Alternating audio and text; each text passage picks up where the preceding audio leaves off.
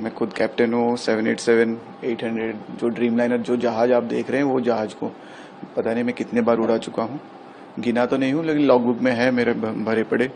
Ahmedabad London वाला flights भी मैंने कितने बार किए हैं। एयर इंडिया 171 172 ये सारे फ्लाइट्स बहुत बार किए हैं। तो जो दृश्य देख रहे हैं हम लोग विभिन्न बहुत जगह से बहुत कुछ डेटा आया कल जो आधा अधूरा सच भी नहीं था।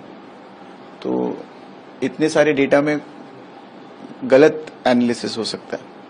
तो पहले जब जो डेटा मेरे पास आया थोड़े बहुत चैनल से उसमें लगा कि पायलट्स के काफी मेजॉरिटी गलत हो सकता है गलती।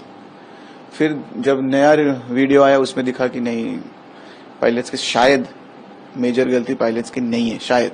जैसे कि आशंका ये है कि जैसे ही टेक ऑफ हुआ है उसके बाद थ्रस्ट का कुछ ना कुछ प्रॉब्लम है। थ्रस्ट का मतलब इंजन पावर, जैसे हम लोग पावर बोलते हैं एक्सीलरेटर बोलते हैं हम गाड़ी पे, वैसे हमारा वो जो पावर थ्रस्ट होता है।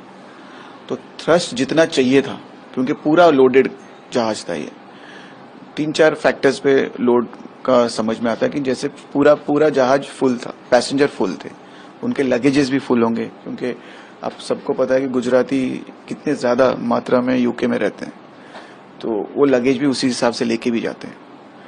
तो और पाकिस्तान एयर स्पेस बंद है तो और एक्स्ट्रा फ्यूल लेके जाना पड़ता है।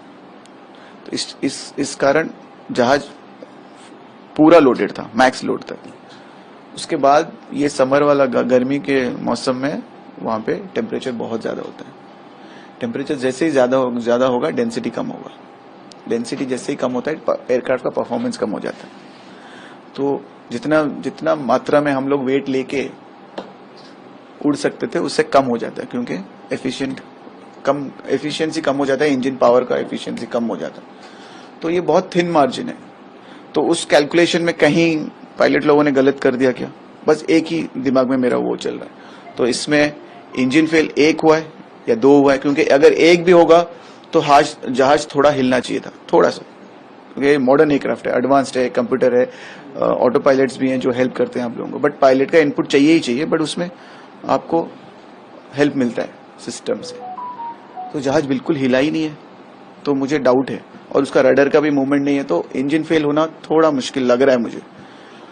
तो जो आशंका हो रहे हैं कि एक इंजन फेल हुआ है, 2 हुआ है, अगर दोनों हुए हैं तब तो इसमें बोइंग का कोई ना कोई डिजाइन में फॉल्ट है जो इतने सालों से पता नहीं चल रहा था या फिर इतने सालों से हमें समझ नहीं पाया।